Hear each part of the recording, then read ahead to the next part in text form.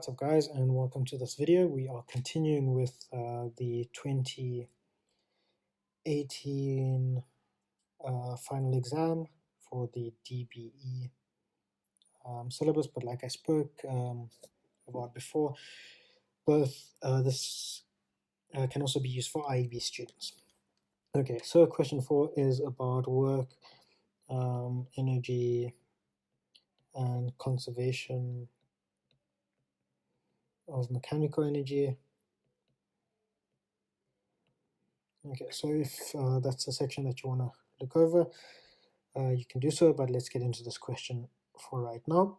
So a trolley of mass 1.5 kilograms is held stationary at point A. So at point A, at the top of a frictionless track. Okay, so we know that the velocity at A is therefore equal to 0. When the 1.5 kilogram trolley is released, it moves down the track, it passes point P at the bottom of the incline, where and collides with a stationary 2 kilogram block. So velocity of block velocity is equal to 0 for that block. Refer to the diagram below, ignore air resistance and rotational effects, cool stuff. So question 4.1. Use the principle of conservation of mechanical energy to calculate the speed of the 1.5 kilogram trolley at point P. Okay, so what does the conservation of mechanical energy say? So the conservation of mechanical energy says that the mechanical energy at the top is equal to the mechanical energy at the bottom. Okay, so mechanical energy is made up of two components. Okay, so we can say that EP, so we can say EP plus EK at the top is equal to EP plus EK at the bottom. Okay, so EP is mgh plus a half mv squared. All of that is for the top is equal to mgh plus a half mv squared at the bottom. Okay, and what we want to remember is that we're taking our datum from here, or our reference. So our reference point is at the bottom. So that means that our height at the bottom is 0. So this entire term goes to 0. At the top, we know that the velocity at point A was equal to 0. So if the velocity is equal to 0, that entire term goes to 0. So what we can say that mgh at the top is equal to a half mv velocity at the bottom squared. Okay, so the masses cancel. So what we can get is that the velocity at the bottom is the square root of 2gh at the top. So now we just need to insert some values. So it's equal to the square root of 2 times 9,81 times our height, which is given as 2 meters. And if we plug that into our calculator, we get a value of the velocity at B is equal to 6,26 meters per second. Okay, and also they ask for speed, which is a scalar, so we don't care about a direction. But if we wanted it in a vector form, which velocity is a vector, then we would say it would be moving that way, which is the right. Okay, so towards the right, but they asked for the scalar speed. Okay, yeah, it doesn't actually say how many marks that is for. But if we calculate, it's for 4 marks. Okay, so question 4.2 is a definition. When the two trolleys collide, they stick together and continue to move with a constant velocity. The principle of conservation of linear momentum is given by the incomplete statement. Okay, so let's continue. So the definition for conservation of linear momentum is in an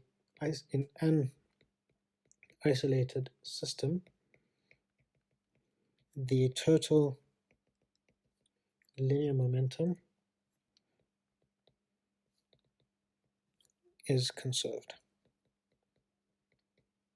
Okay, so not too bad, and we get ourselves 2 free marks on that. So question 4.3 says calculate the speed of the combined trolley immediately after the collision. Okay, so immediately after the collision. Okay, so we're obviously going to use conservation of linear momentum. So I'm going to label this as the trolley 1 and this 2 kilogram as trolley 2. Okay, so what we can say is that mass 1 velocity, okay, so we can say that basically what we're saying is the momentum before the collision must be equal to the momentum after the collision. So if we expand on that, mass 1 velocity 1 plus mass 2 velocity 2 before the collision is equal to mass 1 velocity 1 plus, okay, let's use initial here, initial, and for 2 let's use final plus mass 2 velocity final. Okay, but we know that they are combined at the end, so what we can say it's mass 1 plus mass 2 times the velocity final, and that's after the collision. Okay, so we know that before the collision, the velocity of 2 before the collision is equal to 0, so this term goes to 0. So then what we can say is mass 1 velocity initial before the collision is equal to mass 1 plus mass 2 velocity of the final after the collision. Okay, so what was mass 1? Mass 1 is 1.5 kilograms. Let me give myself a little bit of space. Okay, so mass 1 is 1.5 kilograms. Velocity of 1 before the collision is equal to this velocity that we calculated right here, which is 6,26 meters per second, is equal to mass 1, 1.5 plus mass 2, 2 kilograms, times velocity v final. Okay, so there's only one unknown in this equation, which is v final. So we can solve for the final velocity of the combined system is 2,68 meters per second. Okay, just note meters per second is equal to meters to the second minus 1. Just some notation that I might go through when doing these questions. Okay, and we get ourselves 4 marks for that. So the last question, for question 4.4, says calculate the distance traveled by the combined trolley system after the collision. Okay, so we can use our UVATs here. We don't have to, we can use our simple speed, distance, time formula, but we can also use UVAT. So our initial velocity is 2,68. Remember in the question we read that it has a constant velocity. So the final is also 2,68. The acceleration is equal to 0 for a constant, 0 for constant velocities. Our time they want for 3 seconds, and we want the displacement. So this is what we're trying to calculate. We can use the equation s equals ut plus a half at squared. Acceleration equals 0. That term goes to 0. So s equals ut. S is equal to our initial, which was 2,68, times our time, which is 3 seconds.